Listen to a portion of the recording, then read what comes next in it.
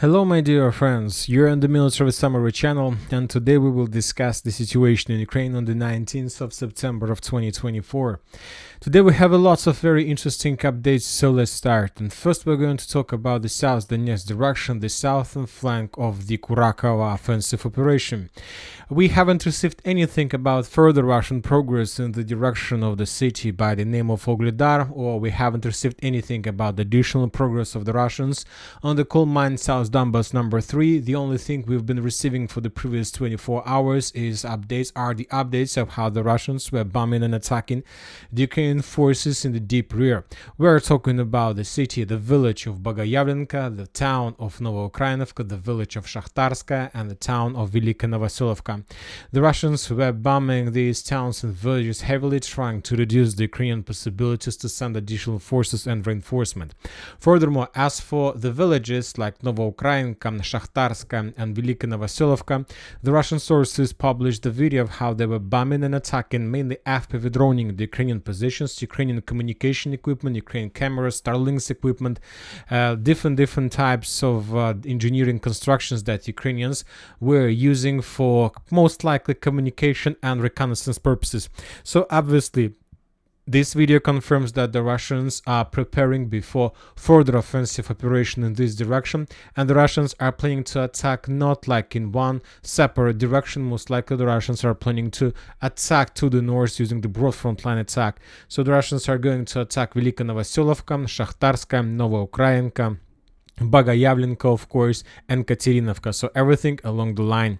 Now let's move further and let's talk about Kurakhove direction itself. Today the Ministry of Defense of Russian Federation reported that as a result of clashes, the group of forces south managed to establish complete control over the village by the name of Georgievka. So this is the village, and if you remember, we received geolocations much further in the western direction, almost in the central part of Maximilianovka, but we still had a small artillery pocket, small salient exactly in the northern part, and as I understand the Ministry of Defense were talking about this part. I'll remind you that after the fall of Ostro, this small town to the west of Krasnogorovka, the Ukrainians were forced to begin withdrawing operation from the fields between these towns and cities towards the western part of Maximilianovka, and now the Russians managed to reduce the line of combat contact to maintain the gray zone, and we need to expect during the next few days additional attempts from the Russians side to attack further in the western direction. As for this, let's say, area, the main purpose of the Russians is to take under control the town of Maximilianovka completely, and the most important, to take under control the prison, Selydovskaya prison number 82. So this is one. If the Russians are able to take under control these important positions, then Ukrainians will start suffering significant problems, not in the Kurakhove area, but also in Kurakhove direction itself. Now let's move further in the northern direction. We have additional updates from the town of Hirnyk. During the previous 24 hours, we had just two icons. First icon we got from neutral mappers probably 20 hours ago or something like this, and according to neutral mappers, the Russians, as a result of a fast lightning attack, managed to enter the town of Hirnyk and to take under control first buildings and first streets. Mainly the Russians managed to expand their positions along Pokrovsk Street. So this report we got once again somewhere around 20 hours ago, and right before we start making the video, we got additional report from pro-Russian sources, and according to pro-Russian sources, the Russians managed to take under control everything in the eastern part of this town. So summarizing everything, according to pro-Russian sources, everything that is already located in this part of this town of Hirnyk and almost until the village of Zhelanye Pershe, and starting from the southern outskirts of Kupiansk, is already under complete Russian control. Obviously significant progress, and obviously the main idea of this attack and the main thing that we would like to point to attention, that the Russians, that it took around 3 weeks to take under control the town of Kupiansk, and it took just 3 days to take under control 50% of the town of Hirnyk. Hirnyk, which is very important. And now we see that if this information is correct, if tomorrow we receive additional updates on map from different mappers, we can make a conclusion that the Russians finish the creation of cauldron between the town of Hirnyk and the city of Krasnogorovka.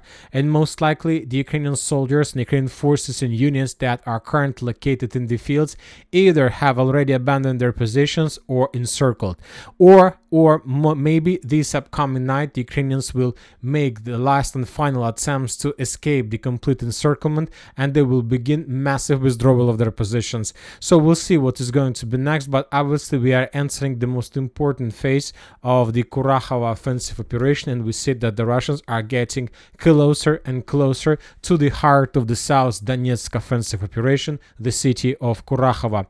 Now let's move further. Let's talk a little bit about the situation to the west of Kupiansk. We start receiving a lot of geolocations, a lot of videos of Russian FPV drone attacks, and we remember that the Russians are using the tactics where drones attacks, the Russians are moving in the same direction. So based on these two geolocations to the west of Kupiansk, we can make a conclusion that currently this is one of the primary targets of the Russian armed forces to move further in the western direction, northwestern direction, and the southwestern direction of the city of the town of Kupiansk. So this is the first direction of the Russian army, and this is the second one.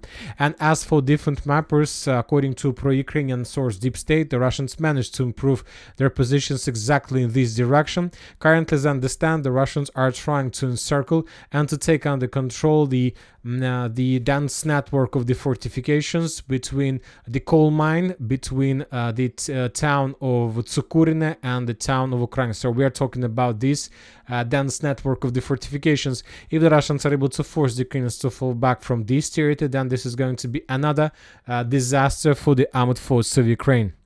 Now let's move further. Let's talk about Novohrodivka and Selydove direction. We have just one video from this area, and this is very important because a lot of mappers changed the color of Marinovka in Russian favor a long time ago. But we still continue receiving updates of how the Ukrainians counterattack and of how the Ukrainians have supply and support with the village. And for example, in this video, we've just seen the movements of Ukrainian tanks and vehicles along M30 road and how the Russians were FPV droning them.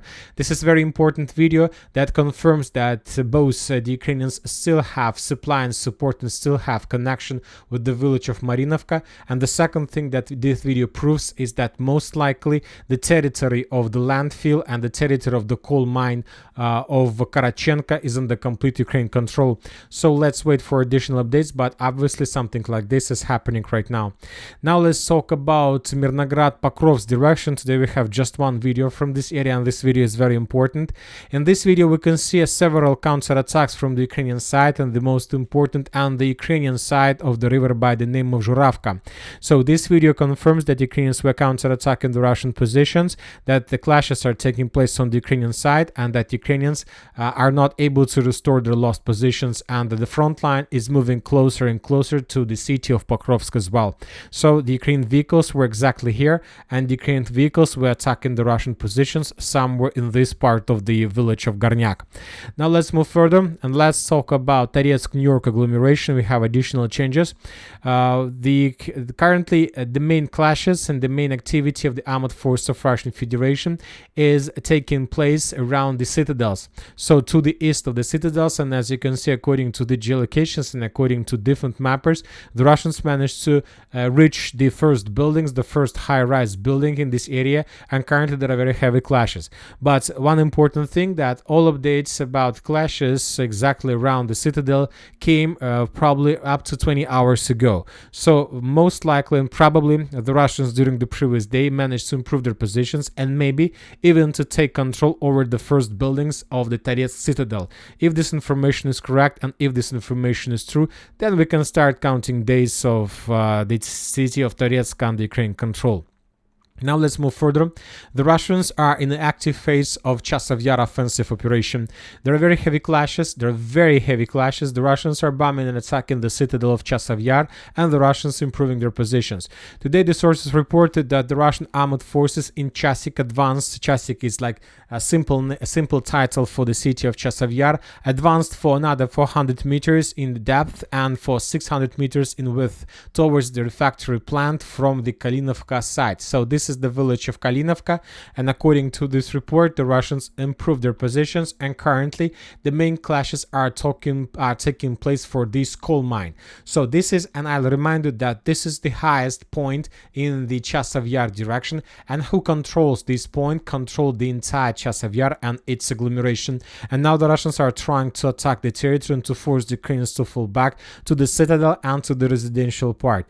Also, the Russians are bombing and attacking the Ukrainian artillery positions, FPV drone positions, communication equipment, command centers. So there is an active phase of offensive operation. I wonder why nobody talks about this so much, but obviously something big is happening. And of course, if the Russians are able to force the Ukrainians to fall back, then Toretsk would be encircled within days, maybe weeks, much earlier before the end of the year. Because from the central part of the city of Chasiv Yar, the Russians have chances and have very good chances to move further in the southern direction and to cut the Ukrainians in Toretsk completely. Now let's move further. Let's talk about the Kupiansk direction. Let's begin with the southern one. We have changes on the ground. Today the Ukrainian sources published the video of how they were FPV droning the Russian positions inside of the church in the southwestern part of the village, and this video confirms that this church is under complete Russian control. Based on this video, we have adjusted the map, and most of the mappers did the same. In a little bit further in the northern direction, the Russians during the previous 24 hours conducted several attempts to attack in direction of Chernyshina. Both of those attacks were repelled, at least according to 3rd Azov Brigade. Maybe the Russians managed to improve their positions, but obviously we will not receive this information from Ukrainian sources. Now let's move further and let's talk about the northern Kupiansk direction. The flower of Pishana is continuing blooming. Today we have additional changes on the ground in Russian favor in the northern part, and we have additional video with FPV drone attack on Russian positions, which confirms additional progress. So the Russians, as you can see, almost every single day, another few square kilometers, we are coloring in Russian favor, and the Russians are getting closer and closer. And while the Russians are moving in the ground, Russian airspace forces continue bombing and attacking the cities and towns along the river of Oskol, preparing the foothold before Russian invasion on the territory on the ground. So lots of explosions, as you can see, very heavy FAP arrivals, and the Ukrainians, as usually, suffer significant losses. Now let's move further and let's talk about the Kharkiv direction. We have some changes on the ground during the previous 24 hours. We got the video that confirms Russian progress in the northern part of Lipsy residential part. The Russians took under control this small part, and we have colored this territory in Russian favor. Now let's talk about the Kursk direction, where we have additional changes on the ground as well. First, let's talk about the Sudzha salient, Sudzha offensive. The Russians improved their positions to the north of Lyubimovka, and as I understand, we have the video that was published by the Russians. In this video we can see several Russian attacks with a significant number of armored vehicles and personnel carriers, and the most important thing from this video, the Russians entered the next defense belt of the armored force of Ukraine and landed the infantry. And as I understand, according to this video, currently the main clashes are taking place exactly for this force, which is very big and obviously will take time until when the Russians are able to clean this territory completely. As for different mappers, mainly the pro-Russian sources and pro-Russian mappers confirm additional progress on the ground, and that the Russians currently control something like this on the Ukrainian side of the river by the name of Snagas. So the Russians are moving, and we see that the Russians are moving towards the next target, next strategical point, and this is the village of Sverdlikova. If the Russians are able to take under control the village, then the entire Sudzha offensive is going to be finished by the Russians. And the thing is that according to Ukrainian intelligence, the Russian soldiers, Russian generals on the ground received the order to finish the battle for Sudzha salient until the 15th of October. So the Russians have just 1 month until the end of the battle, and according to Ukrainians, the Russians will try to do their best with this mission. They are tasked to do this. Now let's talk about the most active area, and we are talking about the territory in the vicinity of Malaya Loknya. During the previous 24 hours, the Russians were bombing this territory heavily. I'll remind you that according to different mappers, we have completely different picture around Malaya Loknya.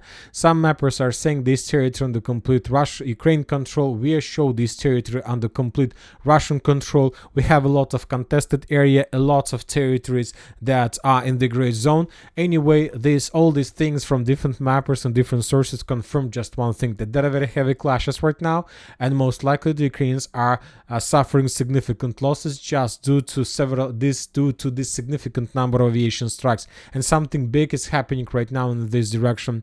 As for the Russkaya Porечная and Cherkasskaya Porечная, we also have a lot of videos of how the Russians were attacking the Ukrainians in this side of the front line, dealing the Ukrainians significant damage. So once again, summarizing the number of geolocations since the beginning of September, obviously the main concentration of Ukrainian forces is located exactly in this point, and the lowest concentration of forces of the armed forces of Ukraine is located in this part. Some sabotage and reconnaissance group that are trying to force the Russians to fall back probably.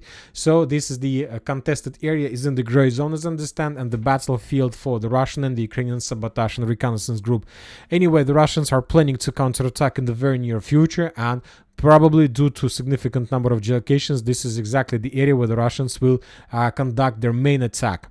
Now let's talk about the Glushkova direction. We haven't received anything in comparison with the previous update, or just the old videos that were made by the Ukrainians 5 or 6 days ago. Nothing new, just additional cameras, additional drones, additional angles, but the same pictures. The Ukrainians are attacking, and according to the Russians, the Ukrainians are suffering significant losses. The convoys of armed forces of Ukraine are being burned significantly, and a lot of vehicles were destroyed as well. But during the previous 24 hours, we have one important and interesting video that I would like to discuss with you. And this is the video. The video was published by the Ukrainian sources, and in this video we can see the work of Ukrainian robot. This is very important because both sides, either the Russians and the Ukrainians, have significant problems with the manpower. And now the Ukrainians are trying their testing. First of all, this is not something that is already implemented and let's say brought to army. This is just test mode, but the most important, the Ukrainians are testing. In this video we can see the drone, Ukrainian robot with a machine gun that was attacking the Russian positions. We don't know for sure whether the Ukrainians managed to deal any damage, but obviously this is something that forced the Russians to, let's say, to be sharp at least, right? And this is very important because just 3 weeks ago we got the video of how the Ukrainians start using flamethrower drones. Yes, and after 3 weeks we still haven't received anything from the Russian side, and now the Ukrainians began using the drone, the robots, FPV robots, or just robots with machine guns that can complete some small and simple task like to attack some positions or something like this. We see that after a very long pause, the Ukrainians began improving their army once again with these technologies. As for the Russians, we are not saying that the Russians are not creating right now something similar, but we got report, very important statement from the president of Russian Federation, Vladimir Putin. He said that the production of drones is planned to increase almost 10 times this year compared to the previous year. In total, about 140,000 drones of various types were delivered to the armed forces in 2023, that was the previous year. And this year, the Russians are planning to bring to army around 1,400,000. Just imagine the number. For example, a Ukraine army, let's say, has 500 or 600,000 soldiers, and that means that Russians will produce from 2 till 3 drones for 1 Ukrainian soldier. This is significantly big number. Don't forget that China, let's say, made some restrictions on export restrictions for drones, and Ukrainians currently suffer significant problems to get drones from China, and that means that the Russians have currently this complete superiority in this type of weapon. Of course, it's very important to understand the quality and who is using the drones. But anyway, sooner or later, the numbers can turn into the quality, and it's the things that we see in Russian army since the beginning of the special military operation. Very important that new aid package from Germany was announced with the 22 Leopards and 22 armored vehicles. And of course, the most important is the Ukrainian talks about victory. But obviously now it's become clear what is the main purpose of Ukrainian victory plan and why Zelensky so urges everybody. Why does he want to have meeting with Donald Trump, with Harris, with Joe Biden?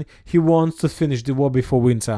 We used to think that the main purpose of finishing the war before winter is the problems with energy facilities, and in winter, for example, there will be no light in Ukraine for up to 18 hours a day in some regions. But now we understand that the main purpose of Ukrainian let's say activity is possible and not possible is already beginning of the war between Israel and the Hezbollah in Lebanon. So it's already very heavy clashes. Israel are already begun bombing the territory of Lebanon with everything they have. A lot of explosions, a lot of let's say activities, and most likely during the next week or 2 weeks after artillery and aviation preparation, the Israeli forces will enter the territory of Lebanon and the clashes are going to start. And obviously Zelensky understands that as soon as it happens, the United States of America and the Western countries will put Israel as a primary target number one. They will support Israel as much as possible just to get a very small and very fast victory before the end of the president elections in the United States of America. Democratic Party, they need the victory. They need a fast war, fast victory, which will allow the Democratic Party to be re-elected for another president term. This is a very important thing, and Zelensky understands that the next 2-3 months can be vital for him and decisive for Ukraine. And that's it for today. Military Summary channel reminds you to condemn any violence in the world. Thank you for watching. Subscribe to my channel, put your likes, join my Patreon, and have a good day. Bye bye.